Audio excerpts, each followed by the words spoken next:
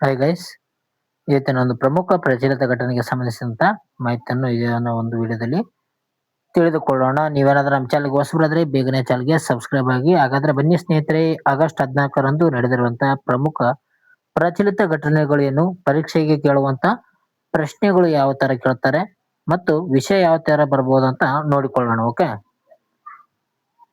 ಮೊದಲನೇದು ಬಾಹ್ಯಾಕಾಶ ತಂತ್ರಜ್ಞಾನದ ಮೇಲೆ ಒಂದು ನ್ಯೂಸ್ ಬಂದಿತ್ತು ನೋಡ್ರಿ. ಓಕೆ, ಮೊದಲು ಕ್ವೆಶನ್ ಕೊಟ್ಟಿವಿ ನೋಡ್ರಿ. 2029ರ ಒಂದು ಚಂದ್ರನ ಮೇಲೆ ಇಳಿಯಲಿರುವಂತ ಪಾಕಿಸ್ತಾನದ ಮೊದಲ ರೋವರ್ ಹೆಸರು ಏನಂತ ಕೊಟ್ಟಿದ್ದಾರೆ ನೋಡ್ರಿ. ಪಾಕಿಸ್ತಾನ ದೇಶವು ಕೂಡ ಈ ಒಂದು ಚಂದ್ರನ ಮೇಲೆ ತನ್ನ ಒಂದು ರೋವರ್ ಅನ್ನು ಇಳಿಸ್ಬೇಕಂತ ಪ್ಲಾನ್ ಅನ್ನು ಹಾಕಿಕೊಂಡಿದೆ. ಯಾವಾಗ? 2029ರಲ್ಲಿ. ಓಕೆ, 2029ರಲ್ಲಿ ಈ ಒಂದು ಪಾಕಿಸ್ತಾನ ತನ್ನ ಮೊದಲ ಒಂದು ರೋವರ್ ಅನ್ನು ಇಳಿಸ್ಬೇಕಂತ ಮಾಡಿದೆ. ಹಾಗಾದ್ರೆ ಆ ಒಂದು ರೋವರ್ ನ ಹೆಸರೇನಂತ ಕೊಟ್ಟಿದ್ದಾರೆ ನೋಡ್ರಿ. ಇದು ವೆರಿ ಇಂಪಾರ್ಟೆಂಟ್ ಅಂತ ಹೇಳ್ಬೋದು, ಪರೀಕ್ಷೆಗೆ ಸಹಕಾರಿಯಾಗ್ತದ.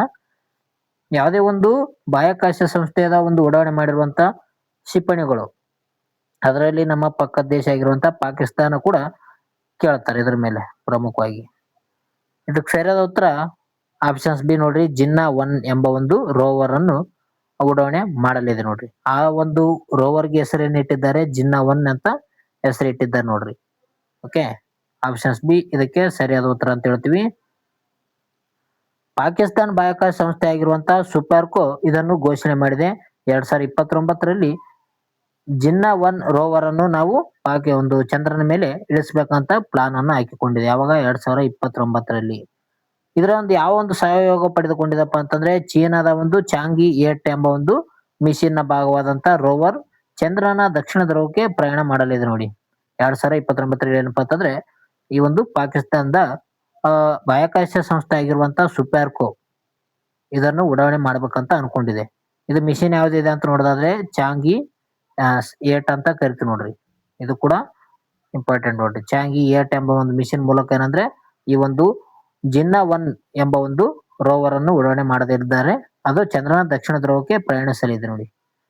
ಇದರ ಉದ್ದೇಶ ಏನಪ್ಪಾ ಅಂತಂದ್ರೆ ಚಂದ್ರನ ಒಂದು ಮೇಲ್ಮೈ ಸಂಶೋಧನೆ ಆಗಿರ್ಬೋದು, ಅಲ್ಲಿರುವಂತ ವಿಕಿರಣ ಮತ್ತು ಪ್ಲಾಸ್ಮಾದ ಒಂದು ಅಧ್ಯಯನ ಮಾಡೋದು ಇದರ ಒಂದು ಪ್ರಮುಖ ಒಂದು ಉದ್ದೇಶ ಆಗಿದೆ ಅಂತ ಹೇಳ್ಬೋದು ಇಲ್ಲಿ ಚಂದ್ರನ ಮೇಲೆ. ಓಕೆ, ಪಾಕಿಸ್ತಾನದ ಸಂಸ್ಥಾಪಕರಾದಂತ ಮೊಹಮ್ಮದ್ ಅಲಿ ಜಿನ್ನಾ ಅವರ ಒಂದು ಗೌರವವಾಗಿ ಈ ಒಂದು ರೋವರ್ಗೆ ಜಿನ್ನಾ 1 ರೋವರ್ ಎಂದು ಹೆಸರಿಟ್ಟಿದ್ದಾರೆ ನೋಡ್ರಿ. ಯಾಕಪ್ಪ ಜಿನ್ನಾ 1 ರೋವರ್ ಹೆಸರಿಟ್ಟಿದ್ದಾರಪ್ಪ ಅಂತಂದ್ರೆ ಪಾಕಿಸ್ತಾನದ ಸಂಸ್ಥಾಪಕ ಮೊಹಮ್ಮದ್ ಅಲಿ ಜಿನ್ನಾ ಅವರು ಆಗಿದ್ದಾರೆ. ಬಾಹ್ಯಾಕಾಶ ಬಗ್ಗೆ ನೋಡೋದಾದ್ರೆ ಪಾಕಿಸ್ತಾನದ ಒಂದು ಬಾಹ್ಯಾಕಾಶ ಸಂಸ್ಥೆ ಹೆಸರು ಏನಪ್ಪಾ ಅಂತಂದ್ರೆ ಸುಪಾರ್ಕೋ ಅಂತ ನಾವು ಕರಿತೀವಿ ನೋಡ್ರಿ. ಇದು ಸ್ಥಾಪನೆ 1961ದಾಗ ಆಗ್ತದ. ಇದರ ಒಂದು ಕೇಂದ್ರ ಕಚೇರಿ ಕರಾಚಿಯಲ್ಲಿ ಕಂಡು ಬರುತ್ತೆ ನೋಡ್ರಿ. ಸ್ಥಾಪನೆ ಆಗಿದೆ 1961ರಲ್ಲಿ ನೋಡ್ರಿ. ಇದರ ಒಂದು ಸ್ಥಾಪಕ ಯಾರಪ್ಪ ಅಂತಂದ್ರೆ ಅಬೂಸ್ ಸಲಾಂ. ಓಕೆ, ಅಬೂಸ್ ಸಲಾಂ ಎಂಬುವರು ಏನಪ್ಪಾ ಅಂತಂದ್ರೆ ಈ ಒಂದು ಸುಪಾರ್ಕದ ಸ್ಥಾಪಕರಾಗಿದ್ದಾರೆ ನೋಡ್ರಿ. ಈ ಚಂದ್ರನ ಬಗ್ಗೆ ನೋಡೋದಾದ್ರೆ ಚಂದ್ರ ಏನಪ್ಪಾ ಅಂತಂದ್ರೆ ಭೂಮಿಯ ಒಂದು ಉಪಗ್ರಹ ಯಾವ್ದಪ್ಪ ಅಂತಂದ್ರೆ ಅದು ಚಂದ್ರವಾಗಿದೆ. ಓಕೆ, ಭೂಮಿಯ ಒಂದು ಉಪಗ್ರಹ ಯಾವುದು? ಚಂದ್ರವಾಗಿದೆ ನೋಡಿ. ಭೂಮಿಯಿಂದ ಎಷ್ಟು ದೂರ ಇದೆಪ್ಪ ಅಂತಂದ್ರೆ ಇದು 3.84 ಲಕ್ಷ ಕಿಲೋಮೀಟರ್ ಅಷ್ಟು ದೂರವನ್ನು ಇದೆ ಅಂದ್ರೆ ಯಾವ್ದಂದ್ರೆ ಅದು ಚಂದ್ರ ಇದೆ ನೋಡಿ. ಇದರ ಒಂದು ಗುರುತ್ವಾಕರ್ಷಣ ಬಲ ಭೂಮಿಗಿಂತ 1/6 ಅಷ್ಟು ಇದೆ ಅಂತ ಹೇಳ್ಬೋದು. ಗುರುತ್ವಾಕರ್ಷಣ ಬಲ ಎಷ್ಟಿದೆ? 1/6 ಅಷ್ಟು ಇದೆ ನೋಡಿ ಭೂಮಿಗಿಂತ. ಚಂದ್ರ ಮೇಲೆ ಮೊದಲು ಇಳಿದವರು ಯಾರಪ್ಪ ಅಂತಂದ್ರೆ ನೀಲ್ ಆರ್ಮ್ಸ್ಟ್ರಾಂಗ್ ಅಂತ ಹೇಳ್ಬೋದು. ಇವರು 1969ರಲ್ಲಿ ಇಳಿದಿರ್ತಾರ. ಓಕೆ, 1969ರಲ್ಲಿ ಚಂದ್ರ ಮೇಲೆ ಮೊಟ್ಟ ಮೊದಲ ಬಾರಿಗೆ ಇಳಿದವಂತ ವ್ಯಕ್ತಿ ಯಾರಪ್ಪ ಅಂತಂದ್ರೆ ನೀಲ್ ಆರ್ಮ್ಸ್ಟ್ರಾಂಗ್. ಯಾವ ಒಂದು ವಿಮಾನದ ಮೂಲಕ? ಯಾವ ಒಂದು ಅಂದ್ರೆ ಅಪೋಲೋ 11 ಎಂಬ ಒಂದು ಮಿಷನ್ ಮೂಲಕ ಇಳಿದಿರ್ತಾರ ನೋಡ್ರಿ ನೀಲ್ ಆರ್ಮ್ಸ್ಟ್ರಾಂಗ್. ನೆಕ್ಸ್ಟ್ ಸಾಹಿತ್ಯ ಮತ್ತು ಪ್ರಶಸ್ತಿ ಬಗ್ಗೆ ನೋಡೋಣ. ನ್ಯೂಸ್ ಅಲ್ಲಿ 2026ನೇ ಒಂದು ಸಾಲಿನ ಪ್ರತಿಷ್ಠಿತ ವಿಕ್ರು ಗೋಕಾಕ್ ಪ್ರಶಸ್ತಿಗೆ ಯಾರನ್ನು ಆಯ್ಕೆ ಮಾಡಲಾಗಿದೆ? ಇತ್ತೀಚೆಗೆ ಈ ಒಂದು ವಿಕ್ರು ಗೋಕಾಕ್ ಅವರ ಪ್ರಶಸ್ತಿಗೆ ಆಯ್ಕೆ ಮಾಡಿದ್ದಾರೆ. ಯಾರನ್ನು ಆಯ್ಕೆ ಮಾಡಿದ್ದಾರೆ ಅಂತ ಕೊಟ್ಟಿದ್ದಾರೆ ನೋಡ್ರಿ. ಈ ಒಂದು ಪ್ರಶ್ನೆಗೆ ಸರಿಯಾದ ಉತ್ತರ ಆಪ್ಷನ್ಸ್ ಬಿ ನೋಡಿ. ಡಾಕ್ಟರ್ ಎನ್ ಜಗದೀಶ್ ಕೊಪ್ಪ ಎಂಬುವರು ಏನಪ್ಪಾ ಅಂತಂದ್ರೆ 2026ರ ವಿಕ್ರು ಗೋಕಾಕ್ ಪ್ರಶಸ್ತಿಗೆ ಆಯ್ಕೆ ಮಾಡಿದ್ದಾರೆ ಅಂತ ಹೇಳ್ಬೋದು. ಆಯ್ಕೆ ಆಗಿದ್ದಾರೆ. ಓಕೆ, ಇವರಿಗೆ ಆಯ್ಕೆ ಮಾಡಲಾಗಿದೆ. ಯಾರಿಗೆ? ಜಗದೀಶ್ ಕೊಪ್ಪ ಅವರಿಗೆ. ಓಕೆ, ವಿಕ್ರು ಗೋಕಾಕ್ ಪ್ರಶಸ್ತಿ 2026 ನೋಡ್ರಿ. ಪ್ರಮುಖ ಪ್ರಶಸ್ತಿ ಯಾರು ಪಡೆದುಕೊಂಡ್ರಂತ ಗೊತ್ತಿರಬೇಕಾದ. ಅದರಲ್ಲಿ ವಿಕು ಗೋಕಾಕ್ ಅವರ ಪ್ರಶಸ್ತಿ ಪಡೆದುಕೊಂಡಂತ ವ್ಯಕ್ತಿ ಜಗದೀಶ್ ಕೊಪ್ಪ. ಜಗದೀಶ್ ಕೊಪ್ಪ ಅವರು ಸರಿಯಾದ ಉತ್ತರ ಆಯ್ತು ನೋಡ್ರಿ. ಇವ್ರಿಗೆ ಏನಂದ್ರೆ 2026 ವಿಕು ಗೋಕಾಕ್ ಅವರ ಪ್ರಶಸ್ತಿ ನೀಡಲಾಗಿದೆ. ಈ ಒಂದು ಪ್ರಶಸ್ತಿ ಮತ್ತೇನಪ್ಪಾ ಅಂತಂದ್ರೆ 25,000 ರೂಪಾಯಿ ನಗದು ಹಣ ಕೊಡ್ತಾರ, ಜೊತೆಗೆ ಫಲಕವನ್ನು ಕೂಡ ಒಳಗೊಂಡಿದೆ ನೋಡ್ರಿ. ಸಂಘಟಕರು ಯಾರಪ್ಪ ಅಂತಂದ್ರೆ ಭಾರತ ವಿದ್ಯಾಭವನ ಮತ್ತು ವಿನಾಯಕ್ ಗೋಕಾಕ್ ವಾಗ್ಮೇಯ ಟ್ರಸ್ಟ್ ಸಂಯೋಗದಲ್ಲಿ ಈ ಒಂದು ಪ್ರಶಸ್ತಿಯನ್ನು ನೀಡುತ್ತಾರೆ. ಇವರ ಸಾಧನೆ ಏನಪ್ಪಾ ಅಂತಂದ್ರೆ ಜಗದೀಶ್ ಕೊಪ್ಪ ಅವರು ಪತ್ರಿಕೋದ್ಯಮ ಮತ್ತು ಸಾಹಿತ್ಯ ಕ್ಷೇತ್ರದಲ್ಲಿ ಗಣನೀಯವಾಗಿ ಸೇವೆ ಸಲ್ಲಿಸಿದಂತ ವ್ಯಕ್ತಿಯಾಗಿದ್ದಾರೆ. ಅದಕ್ಕಾಗಿ ಇವರಿಗೆ ಈ ಒಂದು ವಿಕ್ರು ಗೋಕಾಕ್ ಪ್ರಶಸ್ತಿಯನ್ನು ನೀಡಲಾಗುತ್ತಿದೆ ನೋಡಿ. ಓಕೆ, 2026 ಒಂದು ವಿಕ್ರು ಗೋಕಾಕ್ ಪ್ರಶಸ್ತಿ. ಓಕೆ, ಅದೇ ರೀತಿಯಾಗಿ ಇವರು ಮೈಸೂರು ವಿಶ್ವವಿದ್ಯಾಲಯದಿಂದ ಅರ್ಥಶಾಸ್ತ್ರದಲ್ಲಿ MA ಮಾಡಿದ್ದಾರೆ. ಜೊತೆಗೆ ಹಂಪಿ ವಿಶ್ವವಿದ್ಯಾಲಯದಿಂದ ಡಾಕ್ಟರೇಟ್ ಕೂಡ ಪಡೆದುಕೊಂಡಂತ ವ್ಯಕ್ತಿಯಾಗಿದ್ದಾರೆ ಅಂತ ಹೇಳ್ಬೋದು. ಯಾರಂದ್ರೆ ಡಾಕ್ಟರ್ ಎನ್ ಜಗದೀಶ್ ಕೊಪ್ಪ ಅವರು. ಓಕೆ, ಇವರು ಪತ್ರಿಕೋದ್ಯಮ ಮತ್ತು ಸಾಹಿತ್ಯ ಕ್ಷೇತ್ರದಲ್ಲಿ ಗಣನೀಯ ಸೇವೆ ಸಲ್ಲಿಸಿದ ಕಾರಣಕ್ಕಾಗಿ 2026 ವಿಕ್ರು ಗೋಕಾಕ್ ಪ್ರಶಸ್ತಿಯನ್ನು ಪಡೆದುಕೊಂಡಿದ್ದಾರೆ. ಎಷ್ಟು ಗೊತ್ತಿದ್ರೆ ಸಾಕು. ಜೊತೆಲಿ 25,000 ಬಹುಮಾನ ಮತ್ತು ಫಲಕಗಳನ್ನು ಒಳಗೊಂಡಿದೆ. ಪ್ರಶಸ್ತಿ ಮೊತ್ತ ಕೂಡ ಗೊತ್ತಿರ್ಬೇಕಾತ್ ನೋಡ್ರಿ. ನೆಕ್ಸ್ಟ್ ಅಂದ್ರೆ ಇದಕ್ಕೆ ಸ್ಟ್ರಾಟಜಿಕಲಿ ಜ್ಞಾನಪೀಠ ಪ್ರಶಸ್ತಿ ಬಗ್ಗೆ ನೋಡೋಣ ಸ್ವಲ್ಪ. ವಿಕ್ರು ಗೋಕಾಕ್ ಅವರು ಜ್ಞಾನಪೀಠ ಪ್ರಶಸ್ತಿಯನ್ನು ಪಡೆದುಕೊಂಡಂತ 5ನೇ ವ್ಯಕ್ತಿ ಆಗಿದ್ದಾರೆ ಅಂತ ಹೇಳ್ಬೋದು. ಕನ್ನಡದ 5ನೇ ಜ್ಞಾನಪೀಠ ವಿಜೇತರು ಯಾರಾಗಿದ್ದಾರೆ ಅಂದ್ರೆ ವಿಕ್ರು ಗೋಕಾಕ್ ಅವರು ಆಗಿದ್ದಾರೆ ನೋಡ್ರಿ. 1990ರಲ್ಲಿ ನೀಡಲಾಗುತ್ತದ. ಇವರ ಒಂದು ಪ್ರಮುಖ ಕೃತಿ ಯಾವ್ದಪ್ಪ ಅಂತಂದ್ರೆ ಭಾರತದ ಸಿಂಧು ರಶ್ಮಿ ಅಂತ ಹೇಳ್ತೀವಲ್ಲ, ಆ ಒಂದು ಕೃತಿ ಏನಪ್ಪಾ ಅಂತಂದ್ರೆ ವಿಕ್ರು ಗೋಕಾಕ್ ಅವರ ಕೃತಿಯಾಗಿದೆ, ಭಾರತದ ಸಿಂಧು ರಶ್ಮಿ. 1990ರಲ್ಲಿ ಜ್ಞಾನಪೀಠ ಪ್ರಶಸ್ತಿ ನೀಡಲಾಗ್ತದ. ಕನ್ನಡಕ್ಕೆ ಒಟ್ಟು 8 ಜ್ಞಾನಪೀಠ ಪ್ರಶಸ್ತಿಗಳು ಲಭಿಸಿವೆ ಅಂತ ಹೇಳ್ಬೋದು. ಮೊದಲ ಪಡೆದುಕೊಂಡಂತ ವ್ಯಕ್ತಿ ಯಾರಪ್ಪ ಅಂತಂದ್ರೆ ಕುವೆಂಪು ಅಂತ ನಾವು ಹೇಳ್ತೀವಿ. ಇವರಿಗೆ 1967ರಲ್ಲಿ ಈ ಒಂದು ಜ್ಞಾನಪೀಠ ಪ್ರಶಸ್ತಿಯನ್ನು ನೀಡಲಾಗ್ತದ. ಶ್ರೀ ವಿಜಯಂ ದರ್ಶನಕ್ಕೆ. ಓಕೆ, 1967ರಲ್ಲಿ.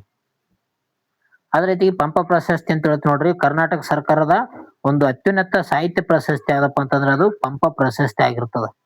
ಇದು 1987ರಲ್ಲಿ ಪ್ರಾರಂಭ ಮಾಡ್ತಾರ ನೋಡ್ರಿ, ಕೊಡಲಿಕ್ಕೆ ಸ್ಟಾರ್ಟ್ ಆಗ್ತದ. 1987ರಲ್ಲಿ ಏನ್ ಕೊಡ್ತಾರ, ಪಂಪ ಪ್ರಶಸ್ತಿಯನ್ನು ಕೊಡಲು ಪ್ರಾರಂಭ ಮಾಡ್ತಾರ.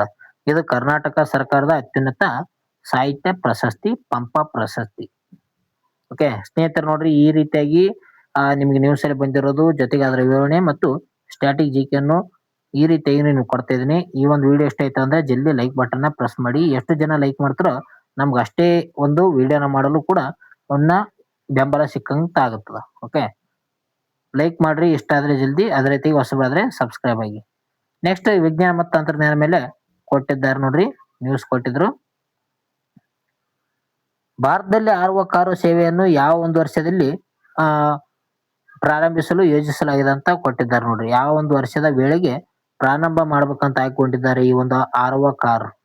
ನೋಡ್ಬೋದು ಇಲ್ಲಿ ನೀವು ರೈಟ್ ಸೈಡ್ ಅಲ್ಲಿ ಯಾವ ರೀತಿಯಾಗಿ ಕಾಣ್ತಿದೆ ಅಂದ್ರೆ ಹಾರುವ ಕಾರು. ಇದನ್ನು ಯಾವ ಒಂದು ವರ್ಷದ ಒಂದು ವೇಳೆಯಲ್ಲಿ ಪ್ರಾರಂಭಿಸಲು ಯೋಜನೆ ಮಾಡಿದ್ದಾರೆ ಅಂತ ಕೊಟ್ಟರು. ಈ ಒಂದು ಪ್ರಶ್ನೆ ಸರಿಯಾದ ಉತ್ತರ ಆಪ್ಷನ್ಸ್ ಬಿ ನೋಡಿ, 2028. 2028ಕ್ಕೆ ಏನಪ್ಪಾ ಅಂತಂದ್ರೆ ಈ ಒಂದು ಹಾರುವ ಕಾರ್ ಸೇವೆಯನ್ನು ತರಬೇಕಂತ ಯೋಜನೆಯನ್ನು ಮಾಡಿಕೊಂಡಿದೆ ಅಂತ ಹೇಳ್ಬೋದು ಭಾರತ ಸರ್ಕಾರ. 2028 ಇದಕ್ಕೆ ಸರಿಯಾದ ಉತ್ತರ ಇದೆ ನೋಡ್ರಿ. ಓಕೆ, ಇದನ್ನು ತಯಾರು ಮಾಡುವಂತ ಸಂಸ್ಥೆ ಯಾವ್ದಪ್ಪ ಅಂತಂದ್ರೆ ಜಪಾನ್ನ ಒಂದು ಸ್ಕೈ ಡ್ರೈವ್ ಇಂಕ್ ಕಂಪನಿ ಇದನ್ನು ತಯಾರು ಮಾಡ್ತದ ಹಾರುವ ಕಾರನ್ನು. ಯಾವ ಒಂದು ಸಹಯೋಗದೊಂದಿಗೆ ಅಂದ್ರೆ ಭಾರತದ ಸುಜುಕಿ ಮತ್ತು ಏರ್ ಇಂಡಿಯಾ ಜೊತೆ ಒಪ್ಪಂದ ಮಾಡಿಕೊಂಡಿದೆ ಅಂತ ಹೇಳ್ಬೋದು. ಭಾರತದ ಏರ್ ಇಂಡಿಯಾ ಮತ್ತು ಸುಜುಕಿ ಒಂದು ಕಂಪನಿಗಳ ಮಧ್ಯೆ ಒಪ್ಪಂದ ಮಾಡಿಕೊಳ್ಳಲಾಗಿದೆ. 2028ರಲ್ಲಿ ಹಾರುವ ಕಾರನ್ನು ತರಬೇಕಂತ ಮಾಡಿಕೊಂಡಿದ್ದಾರೆ. ಇದರ ಬಳಕೆ ಆರಂಭದಲ್ಲಿ ವೈದ್ಯಕೀಯ ಸೇವೆ ಮತ್ತು ನಂತರ ಏರ್ ಟ್ಯಾಕ್ಸಿ ಆಗಿ ಬದಲಾವಣೆ ಮಾಡ್ತಾ ಇದ್ದಾರೆ ನೋಡ್ರಿ. ಓಕೆ, ಹಂಗ ಸಾಗಾಣಿಕೆ ಮಾಡ್ಬೇಕಂತ ಮಾಡಿದ್ರು. ಅಂದ್ರೆ ಒಂದು ಹಾರುವ ಕಾರ್ ಎದಕ್ಕೆ ಸಾಗಾಣಿಕೆ ಅಂದ್ರೆ ಯಾರಾದ್ರೂ ಅಂಗಾಂಗ ದಾನ ಮಾಡ್ತಾರಲ್ಲ, ಅವರ ಒಂದು ಅಂಗಾಂಗವನ್ನು ಬೇರೆ ಒಂದು ಹಾಸ್ಪಿಟ್ಲಿಗೆ ಹಾರುವ ಮೂಲಕ ತೆಗೆದುಕೊಂಡು ಹೋಗ್ಬೋದು. ಈ ರೀತಿಯಾಗಿ ಮಾಡ್ತಾರೆ. ನಂತರ ಇದರಲ್ಲಿ ಏನಪ್ಪಾ ಅಂತಂದ್ರೆ ಟ್ಯಾಕ್ಸಿ ಮಾಡ್ತಾರೆ ನೋಡ್ರಿ, ಏರ್ ಟ್ಯಾಕ್ಸಿ ಆಗಿ ಬಳಕೆ ಮಾಡಲು ಪ್ರಾರಂಭ ಮಾಡ್ಬೇಕಂತ ಮಾಡಿಕೊಂಡಿದ್ದಾರೆ ಯೋಜನೆ. ಇವುಗಳಲ್ಲಿ ತಂತ್ರಜ್ಞಾನ ನೋಡೋದಾದ್ರೆ ಈ ವೋಲ್ಟಲ್ ಅಂತ ಕರಿತೀವಿ ನೋಡ್ರಿ, electric vertical take off and landing ಅಂತ ಕರೀತಾಗುತ್ತೆ. ಓಕೆ, ಈ ವೋಲ್ಟಲ್ ಅಂತ ಕರಿತೀವಿ ನೋಡ್ರಿ, ಇದು electric vertical take off landing ಅಂತ ಕರೀತಾರೆ. ಇದು ಕೂಡ ಗೊತ್ತಿರ್ಬೇಕು ನೋಡಿ ಸ್ನೇಹಿತರೆ. ಸಾರಿಗೆ ತಂತ್ರಜ್ಞಾನದ ಬಗ್ಗೆ ಮಾಹಿತಿ ನೋಡೋಣ ಸ್ವಲ್ಪ. ಈ ಓಟೋಲ್ ಅಂದ್ರೆ ನೋಡೋದಾದ್ರೆ ಇದು ಪರಿಸರ ಸ್ನೇಹಿ ಮತ್ತು ರನ್ವೇ ಅಗತ್ಯವಿಲ್ಲದೆ ನೇರವಾಗಿ ಹಾರುವಂತ ಸಾಮರ್ಥ್ಯ ಹೊಂದಿದೆ ಅಂತ ಹೇಳ್ತೀವಿ ನೋಡ್ರಿ. ಇದು ಬ್ಯಾಟ್ರಿ ಇರುತ್ತೆ ನೋಡ್ರಿ. ಅದೇ ರೀತಿಯಾಗಿ ಸುಜುಕಿ ಕಂಪನಿ ಮತ್ತು ಏರ್ ಇಂಡಿಯಾ ಕಂಪನಿ ಬಗ್ಗೆ ನೋಡಿ ಸ್ವಲ್ಪ ಮಾಹಿತಿಯನ್ನು ನೋಡಿಕೊಳ್ಳೋಣ. ಸುಜುಕಿ ಇದು ಜಪಾನ್ ಮೂಲದ ಒಂದು ಕಂಪನಿ ಆಗಿದೆ ನೋಡಿ. ಭಾರತದಲ್ಲಿ ಮಾರುತಿ ಜೊತೆ ಸೇರಿಗೆಸಿಂದ ಅತಿ ದೊಡ್ಡ ಕಾರು ತಯಾರಕ ಕಂಪನಿ ಆಗಿದೆ. ಯಾವುದು ಸುಜುಕಿ ಭಾರತದಲ್ಲಿ ಏನ್ ಮಾಡ್ತದೆ ಅಂದ್ರೆ ಈ ಒಂದು ಮಾರುತಿ ಏನು ಕಂಪನಿ ಇದೆ ಅದ್ರ ಜೊತೆ ಸೇರಿಕೊಂಡು ಅತ್ಯಂತ ಕಾರು ತಯಾರಕ ದೊಡ್ಡ ಕಂಪನಿ ಆಗಿದೆ. ಅದೇ ರೀತಿ ಏರ್ ಇಂಡಿಯಾ ಬರುತ್ತೆ ನೋಡ್ರಿ. ಇದು ಸ್ಥಾಪನೆ ಆಗಿದ್ದು 1932ರಲ್ಲಿ ಏರ್ ಇಂಡಿಯಾ ಸ್ಥಾಪನೆ ಮಾಡ್ತಾರ. ಇದರ ಸ್ಥಾಪಕರು ಯಾರಪ್ಪ ಅಂತಂದ್ರೆ JRD ಟಾಟಾ ಅಂತ ನಾವು ಕರಿತೀವಿ. ಪ್ರಸ್ತುತ ಟಾಟಾ ಗ್ರೂಪ್ ಅಡಿಯಲ್ಲಿ ಇದು ಕಾರ್ಯನಿರ್ವಹಿಸುತ್ತದೆ. ಏರ್ ಇಂಡಿಯಾ ಯಾವಾಗ ಸ್ಥಾಪನೆ ಆಯ್ತು? ಇದು 1932ರಲ್ಲಿ. ನೆಕ್ಸ್ಟ್ ಕ್ರೀಡೆ ಬಗ್ಗೆ ಮಾಹಿತಿ ಇದೆ ನೋಡಿ. ಕೇಳಲ್ಲ ಅಂತ ಅನ್ಕೋಬೇಡ್ರಿ ಸ್ನೇಹಿತರೆ. ಕ್ರೀಡೆ ಬಗ್ಗೆ ಕೂಡ ಮೊನ್ನೆ ಕೇಳಿದ್ದಾರೆ. ವಂದಿಸಿ ಬರ್ರಿ ಅಂತ ಕೊಟ್ಟಿದ್ರು. ಒಂದ್ ಕಡೆ ಆ ಒಂದು ಕ್ರೀಡೆ ಒಬ್ಬ ವ್ಯಕ್ತಿ ಹೆಸರು ಕೊಟ್ಟಿದ್ರು, ಇನ್ನೊಂದ್ ಕಡೆ ಅವರು ಯಾವ ಒಂದು ರಾಜ್ಯದವ್ರು ಅಂತ ಕೂಡ ಕೊಟ್ಟಿದ್ರು ನೋಡ್ರಿ. ಅದಕ್ಕಾಗಿ ಕ್ರೀಡೆದ ವ್ಯಕ್ತಿಗಳ ಬಗ್ಗೆ ಕೂಡ ಇಂಪಾರ್ಟೆಂಟ್ ಆಗುತ್ತೆ ಇಲ್ಲಿ. ಕಾಮನ್ವೆಲ್ತ್ ಫೆನ್ಸಿಂಗ್ ಚಾಂಪಿಯನ್ಶಿಪ್ ನಲ್ಲಿ ಭಾರತ ಒಟ್ಟು ಎಷ್ಟು ಪದಕಗಳನ್ನು ಗೆದ್ದು ಸಮಗ್ರ ಪ್ರಶಸ್ತಿ ಪಡೆದಿದೆ ಅಂತ ಕೊಟ್ಟಿದ್ದಾರೆ ನೋಡ್ರಿ. ಎಷ್ಟು ಪದಕ ಭಾರತ ಪಡೆದುಕೊಂಡಿದೆ ಇತ್ತೀಚೆಗೆ ಕಾಮನ್ವೆಲ್ತ್ ಫೆನ್ಸಿಂಗ್ ಚಾಂಪಿಯನ್ಶಿಪ್ ನಲ್ಲಿ? ಸರಿಯಾದ ಉತ್ತರ ಆಪ್ಷನ್ ಸಿ ನೋಡಿ, 35 ಪದಕಗಳನ್ನು ಭಾರತ ಪಡೆದುಕೊಂಡಿದೆ. ಇತ್ತೀಚೆಗೆ ಕಾಮನ್ವೆಲ್ತ್ ಫೆನ್ಸಿಂಗ್ ಚಾಂಪಿಯನ್ಶಿಪ್ ನಲ್ಲಿ ಭಾರತ 35 ಪದಕಗಳನ್ನು ಪಡೆದುಕೊಂಡಿದೆ. ಅದರಲ್ಲಿ 13 ಚಿನ್ನ ಇದಾವೆ. ಓಕೆ, 13 ಚಿನ್ನ, 9 ಬೆಳ್ಳಿ ಮತ್ತು 14 ಏನಪ್ಪಾ ಅಂತಂದ್ರೆ 8 ಬೆಳ್ಳಿ ಅಂತ ಅನಿಸ್ತದೆ. 8 ಬೆಳ್ಳಿ, 14 ಕಂಚಿನ ಪದಕವನ್ನು ಭಾರತ ಪಡೆದುಕೊಂಡಿದೆ. ಟೋಟಲ್ ಆಗಿ 35 ಪದಕಗಳನ್ನು ಪಡೆದು ಭಾರತ ಸಮಗ್ರ ಪ್ರಶಸ್ತಿ ಪಡೆದಿದೆ ನೋಡ್ರಿ. 35 ಸರಿಯಾದ ಉತ್ತರ ಆಯ್ತು ನೋಡ್ರಿ. ಇದು ಎಲ್ಲಿ ನಡೀತಪ್ಪ ಅಂತಂದ್ರೆ ನೈಜೀರಿಯಾದ ಒಂದು ಲಾಗೋಸ್ ನಲ್ಲಿ ಇತ್ತೀಚೆಗೆ ಈ ಒಂದು ಸ್ಪರ್ಧೆ ನಡೆದಿತ್ತು. ಪದಕಗಳ ವಿವರ ನೋಡೋದಾದ್ರೆ ಭಾರತ 13 ಚಿನ್ನ, 8 ಬೆಳ್ಳಿ, 14 ಕಂಚುಗಳನ್ನು ಪಡೆದುಕೊಂಡಿದೆ ನೋಡಿ. ಬಹುಮಾನ ನೋಡೋದಾದ್ರೆ ಭಾರತಕ್ಕೆ ಅತ್ಯುತ್ತಮ ಸಾಧನೆ ವಿಲ್ಕಿಸನ್ಸ್ ಸ್ಪೋರ್ಟ್ಸ್ ಟ್ರೋಫಿ ಲಭಿಸಿದೆ ಅಂತ ಹೇಳ್ತೀವಿ. ವಿಲ್ಕಿಸನ್ ಸ್ಪೋರ್ಟ್ಸ್ ಟ್ರೋಫಿ ಲಭಿಸಿದೆ ನೋಡ್ರಿ ಭಾರತಕ್ಕೆ. ಇಲ್ಲಿ ಎಷ್ಟು ಪದಕ ಪಡೆದಿದೆ? 13 ಚಿನ್ನ, 8 ಬೆಳ್ಳಿ, 14 ಕಂಚು ಪಡೆದುಕೊಂಡು 35ನೇ ಒಂದು ಪದಕಗಳನ್ನು ಭಾರತ ಪಡೆದುಕೊಂಡಿದೆ. ಅಂಡರ್-23 ಮತ್ತು ಸೀನಿಯರ್ 2 ವಿಭಾಗದಲ್ಲಿ ಭಾರತೀಯ ಕ್ರೀಡಾಪಟುಗಳು ಮಿಂಚಿದ್ದಾರೆ ಅಂತಾನೆ ಹೇಳ್ಬೋದು ಈ ಒಂದು ಸ್ಪೋರ್ಟ್ಸ್ ನಲ್ಲಿ. ಕ್ರೀಡೆ ಬಗ್ಗೆ ಮಾಹಿತಿ ನೋಡಿಕೊಳ್ಳೋಣ ಸ್ವಲ್ಪ. ಫೆನ್ಸಿಂಗ್ ವಿಧಗಳು ಎಷ್ಟಪ್ಪ ಅಂತಂದ್ರೆ 3 ರೀತಿಯಾದಂತಹ ಫೆನ್ಸಿಂಗ್ ವಿಧಗಳು ಕಂಡು ಬರ್ತವೆ. ಅದರಲ್ಲಿ ಫಾಯಿಲ್ ಅಂತ ಒಂದಿದೆ, ಎಪಿ ಅಂತ ಒಂದಿದೆ, ಅದೇ ರೀತಿ ಸಬ್ರೆ ಅಂತ ಒಂದಿದೆ. ಒಟ್ಟು 3 ರೀತಿಯಾದಂತ ಈ ಒಂದು ಫೆನ್ಸಿಂಗ್ ನ ವಿಧಗಳು ಕಂಡು ಬರ್ತವೆ ನೋಡ್ರಿ. ಕಾಮನ್ವೆಲ್ತ್ ಬಗ್ಗೆ ನೋಡೋದಾದ್ರೆ ಇದು ಬ್ರಿಟಿಷ್ ಸಾಮ್ರಾಜ್ಯಗಳ ಅಡಿಯಲ್ಲಿ ಒಂದು ಆಡುವಂತ ದೇಶಗಳ ಒಕ್ಕೂಟದ ಆಟ ಆಗಿರ್ತದೆ. ಅಂದ್ರೆ ಬ್ರಿಟಿಷರು ಯಾವ್ಯಾವ ದೇಶದಲ್ಲಿ ಆಳ್ವಿಕೆ ಮಾಡಿ ಹೋಗಿದ್ದಾರೆ ಆ ಒಂದು ದೇಶಗಳು ಕಲ್ತುಗಳಿಸಿಂದ ಈ ಒಂದು ಆಟವನ್ನು ಆಯೋಜನೆ ಮಾಡ್ತಾರೆ ನೋಡ್ರಿ. ಇವುಗಳನ್ನು ಕಾಮನ್ವೆಲ್ತ್ ಎಂದು ಕರೀತಾರೆ. ಪ್ರಸ್ತುತ 56 ಸದಸ್ಯ ರಾಷ್ಟ್ರಗಳು ಇದರಲ್ಲಿ ಕಂಡು ಬರ್ತವೆ ನೋಡ್ರಿ ಅಂತ ಹೇಳ್ಬೋದು. ಅದೇ ರೀತಿಯಾಗಿ ಭವಾನಿ ದೇವಿ ಅಂತ ಹೇಳ್ತಾರೆ ನೋಡ್ರಿ. ಒಲಿಂಪಿಕ್ಸ್ ಗೆ ಅರ್ಹತೆ ಪಡೆದಂತ ಭಾರತದ ಮೊದಲ ಫೆನ್ಸಿಂಗ್ ಕ್ರೀಡಾಪಟು ಇವರಾಗಿದ್ದಾರೆ. ಒಲಿಂಪಿಕ್ ನಲ್ಲಿ ಅರ್ಹತೆ ಪಡೆದಂತ ಭಾರತದ ಮೊದಲ ಒಂದು ಫೆನ್ಸಿಂಗ್ ಕ್ರೀಡಾಪಟು ಯಾರಪ್ಪ ಅಂತಂದ್ರೆ ಅದು ಭವಾನಿ ದೇವಿ ಅವರು. ಕೊನೆಯದಾಗಿ ಸರ್ಕಾರಿ ಯೋಜನೆಗಳ ಬಗ್ಗೆ ಕೊಟ್ಟಿದ್ದಾರೆ ನೋಡ್ರಿ ನ್ಯೂಸ್ ಅಲ್ಲಿ. ಕರ್ನಾಟಕ ಸರ್ಕಾರವು ಹಿರಿಯರ ನಾಗರಿಕರಿಗಾಗಿ ಜಾರಿಗೆ ತಂದಂತ ನಗದು ರಹಿತ ಆರೋಗ್ಯ ಯೋಜನೆ ಯಾವುದಂತ ಕೊಟ್ಟಿದ್ದಾರೆ. ಅಂದ್ರೆ ಇತ್ತೀಚೆಗೆ ಹಿರಿಯರ ನಾಗರಿಕರಿಗಾಗಿ ಜಾರಿಗೆ ತಂದಿರುವಂತ ನಗದು ರಹಿತ ಆರೋಗ್ಯ ಯೋಜನೆ ಯಾವುದು? ಸರಿಯಾದ ಉತ್ತರ ಸಂಧ್ಯಾ ಕಿರಣ ಅಂತ ಕರಿತಾರೆ ನೋಡ್ರಿ. ಯೋಜನೆಗಳ ಮೇಲೆ ಕೂಡ ಪ್ರಶ್ನೆ ಆಗುವಂತ ಸಾಧ್ಯತೆ ಇರ್ತದ. ಸಂಧ್ಯಾ ಕಿರಣ ಈ ಯೋಜನೆ ಯಾವುದಕ್ಕೆ ಸಂಬಂಧಿಸಿದಪ್ಪ ಅಂತಂದ್ರೆ ಕರ್ನಾಟಕ ಸರ್ಕಾರ ಹಿರಿಯ ನಾಗರಿಕರಿಗಾಗಿ ಜಾರಿಗೆ ತಂದಿರುವಂತ ನಗದು ರಹಿತ ಆರೋಗ್ಯ ಯೋಜನೆ ಇದಾಗಿರ್ತದೆ. ಫಲಾನುಭವಿಗಳು ಯಾರ್ಯಾರಪ್ಪ ಅಂತಂದ್ರೆ 70 ವರ್ಷಕ್ಕಿಂತ ಕಡಿಮೆ ವಯಸ್ಸಿನ ನಿವೃತ್ತಿ ಸರ್ಕಾರಿ ನೌಕರರು ಮತ್ತು ಪಿಂಚಣಿದಾರರು ಇದರ ಒಂದು ಫಲಾನುಭವಿದಾರರಾಗಿದ್ದಾರೆ ನೋಡ್ರಿ. ಇದರಿಂದ ಸೌಲಭ್ಯ ಏನಪ್ಪಾ ಅಂತಂದ್ರೆ ವಾರ್ಷಿಕವಾಗಿ 5 ಲಕ್ಷದವರೆಗೆ ನಗದು ರಹಿತ ಚಿಕಿತ್ಸೆ ಕೂಡ ನೀಡಲಾಗುತ್ತದೆ ಅಂತ ಹೇಳ್ಬೋದು. ಅನುಷ್ಠಾನವನ್ನು ನೋಡೋದಾದ್ರೆ ಸುವರ್ಣ ಆರೋಗ್ಯ ಸುರಕ್ಷಾ ಟ್ರಸ್ಟ್ ಮೂಲಕ ಈ ಒಂದು ಯೋಜನೆಯನ್ನು ಜಾರಿಯಾಗಲಿದೆ. ಇದು ಆಯುಷ್ಮಾನ್ ಭಾರತ ಆರೋಗ್ಯ ಕರ್ನಾಟಕ ನಿಯಮಗಳ ಅಡಿಯಲ್ಲಿ ಬರುತ್ತದೆ ಅಂತ ಹೇಳ್ತೀವಿ. ಯಾವುದು ಈ ಒಂದು ಯೋಜನೆ? ಯಾವ ಒಂದು ಯೋಜನೆ ಅಂತ ನೋಡೋದಾದ್ರೆ ಇಲ್ಲಿ ಪ್ರಮುಖವಾಗಿ ಯೋಜನೆ ಬಗ್ಗೆ ನೋಡ್ಬೇಕಾದ ಸಂಧ್ಯಾ ಕಿರಣ ಯೋಜನೆ. ಹಿರಿಯ ನಾಗರಿಕರಿಗಾಗಿ ಜಾರಿಗೆ ತಂದಿರುವಂತ ನಗದು ರಹಿತ ಆರೋಗ್ಯ ಯೋಜನೆ ಆಗಿದೆ ನೋಡ್ರಿ. ಓಕೆ, ಆರೋಗ್ಯದ ಯೋಜನೆ ಬಗ್ಗೆ ನೋಡೋಣ. ಓಕೆ, ABPM ಜೈ ಅಂತ ಹೇಳ್ತಾ ನಾವು ವಿಶ್ವದ ಅತಿ ದೊಡ್ಡ ಆರೋಗ್ಯ ವಿಮೆ ಯೋಜನೆ ಇದಂತ ಆಗಿದೆ.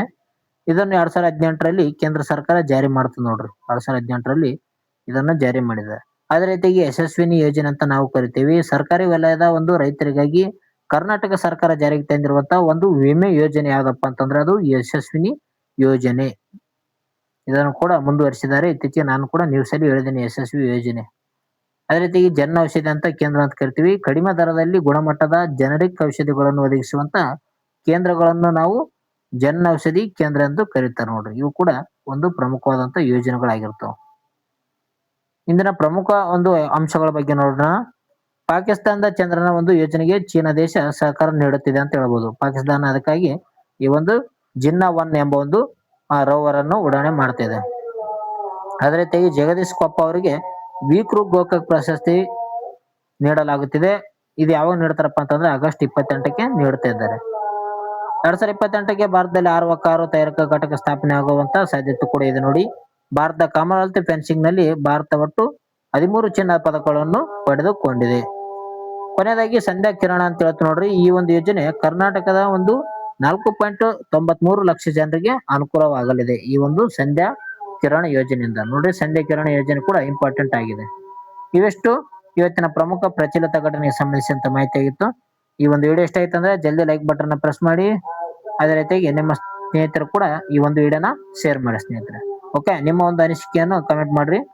ವಿಡಿಯೋ ಯಾವ್ದ ಎಷ್ಟು ಚೆನ್ನಾಗಿತ್ತು ಅಂತ. ಮತ್ತೆ ನಿಮ್ಗೆ ಯಾವ ವಿಡಿಯೋ ಬೇಕಂತ ಕೂಡ ಕಮೆಂಟ್ ಹಾಕಿ ಆ ಒಂದು ವಿಡಿಯೋದ ಮೇಲೆ ಕ್ವಶನ್ಗಳನ್ನು ತರೋಣ. ಓಕೆ, ಮುಂದಿನ ಒಂದು ವಿಡಿಯೋದಲ್ಲಿ ಸಿಗೋಣ. ಟೇಕ್ ಕೇರ್, ಬಾಯ್.